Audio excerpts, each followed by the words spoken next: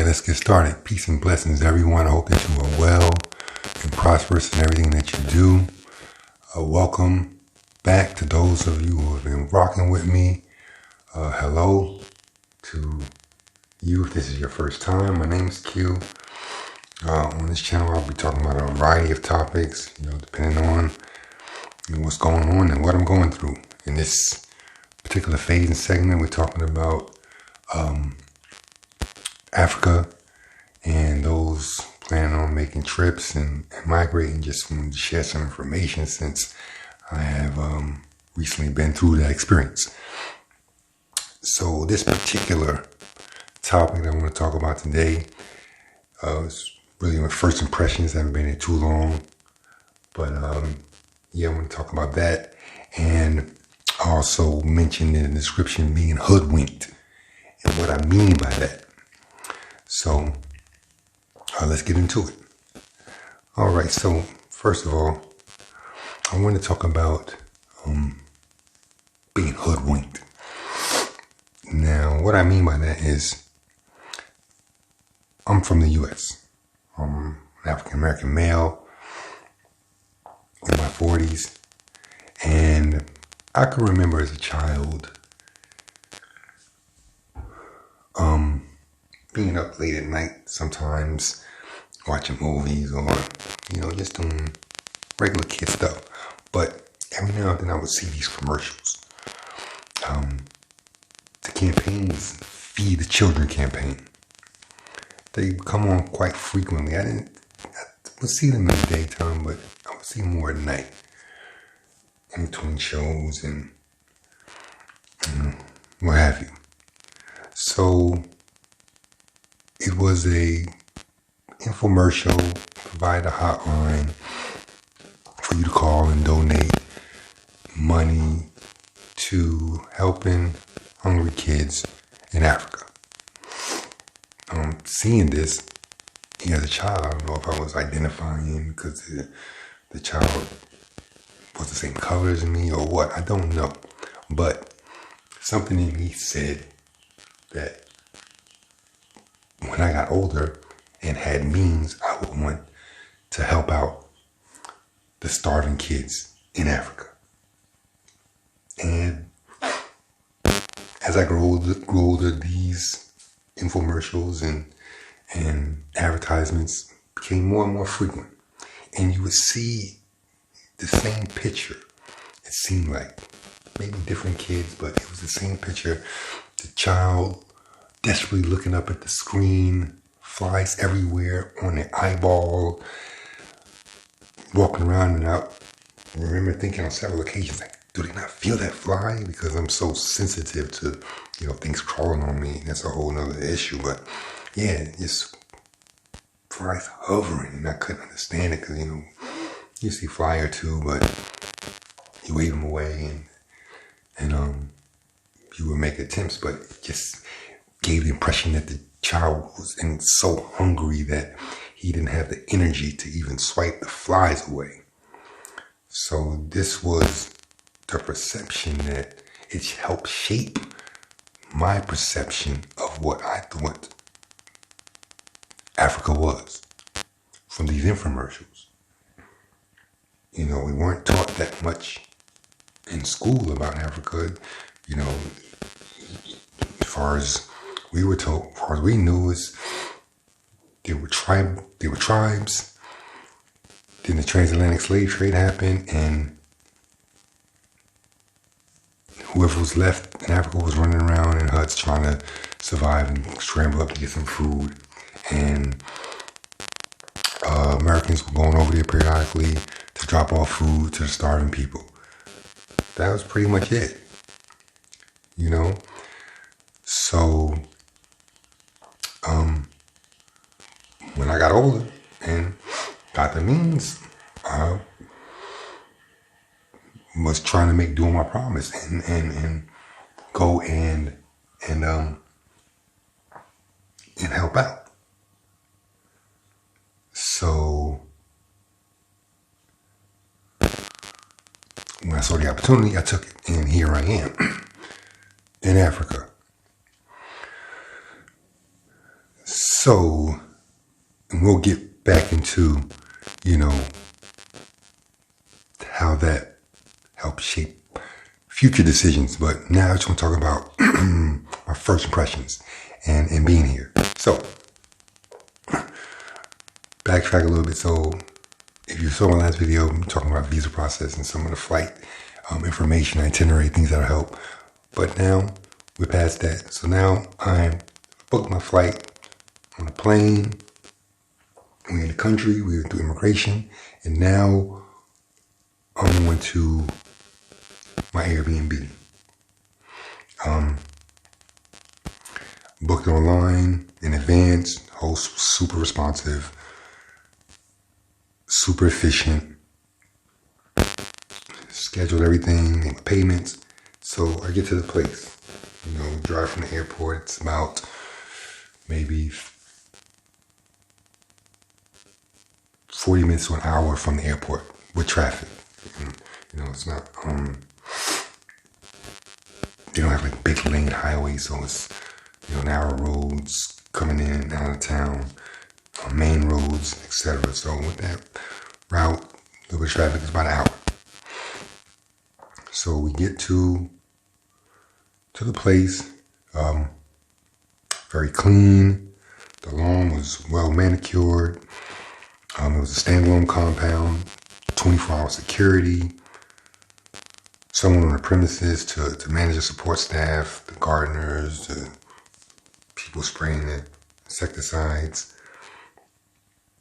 When I had to go somewhere, security was able to call a ride for me depending on where I was going and how many people. You know, if it was me by myself, I could jump on a boda, or if I was with my family going somewhere close, they would call a bajaji, and if it was a little more distance and we needed a little more comfort, we could call a Bolt or Uber.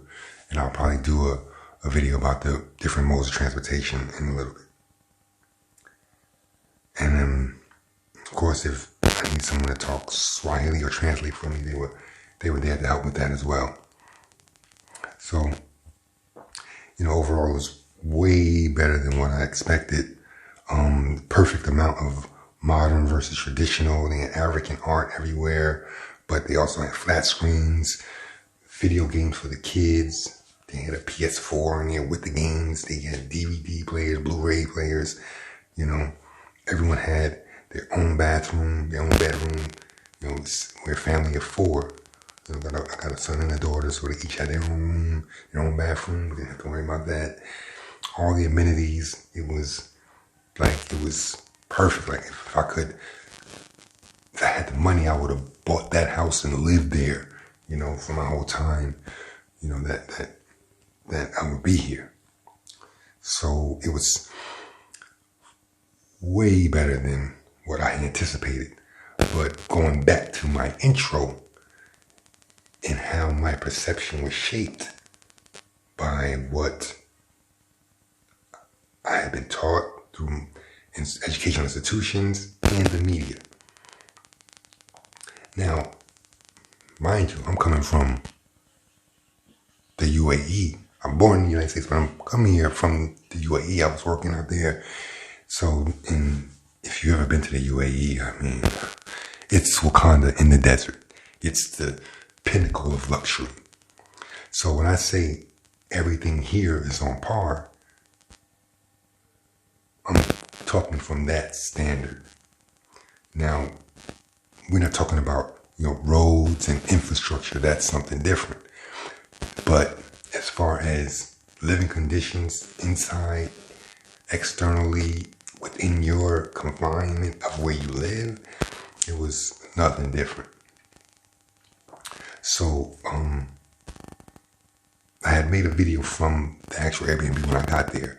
You know, it's a little bit of time has passed, maybe a few weeks, but I'm gonna attach that video so that you could see my first impressions, raw footage, like right off the plane into the place, and I'm gonna walk around giving a quick tour. So those are my first impressions. You know,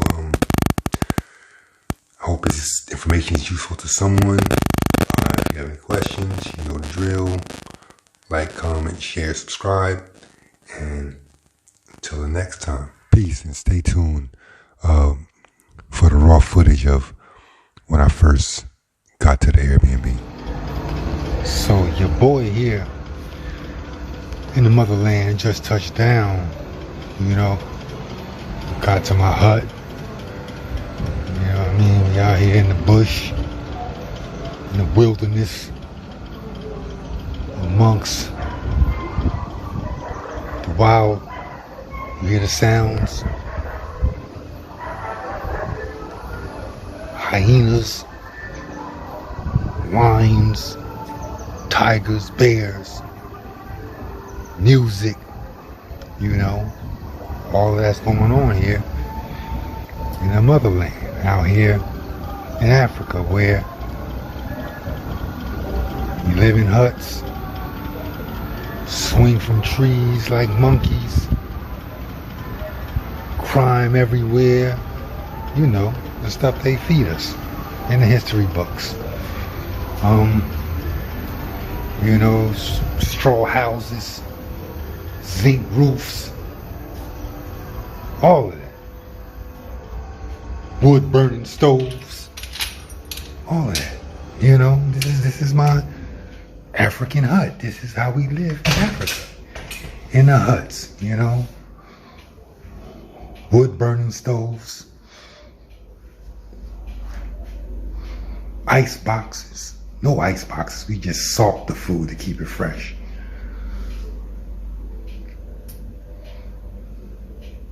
No running water.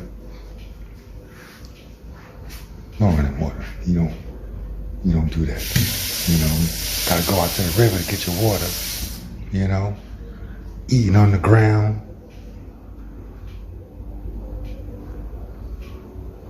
Flies everywhere. You know, just doing the African thing. Everybody just doing the African thing. Just living in huts, swinging from trees. We doing all that out here. You know?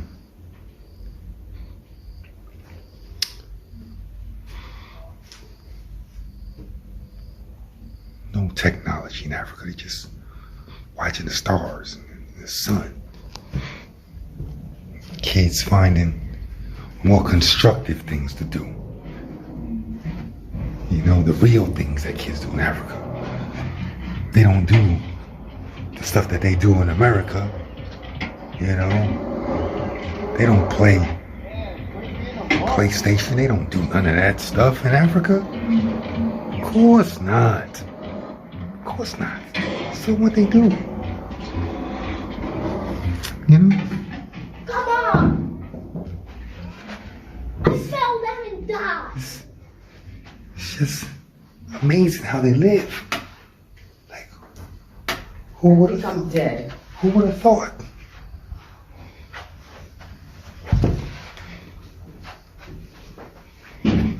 Looking for some good PlayStation games to play right now. Who would have thought?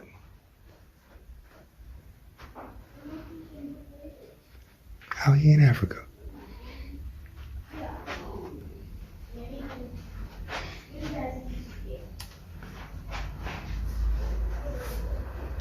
You know, gotta go bathe outside. In the bathroom in Africa. Outside bathrooms. That's what we doing out here in Africa.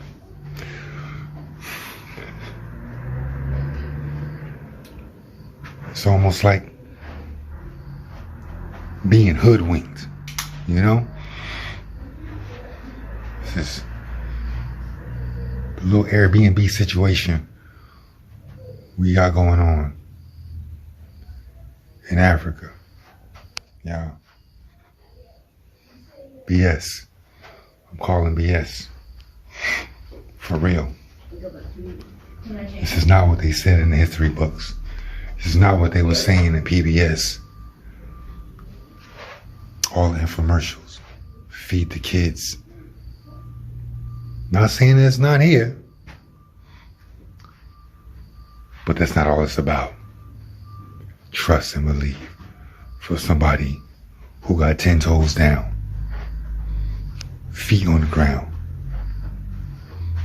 Come see if you don't believe me. Check it out for yourself. But that's what it is. Stay tuned. It's your boy Q.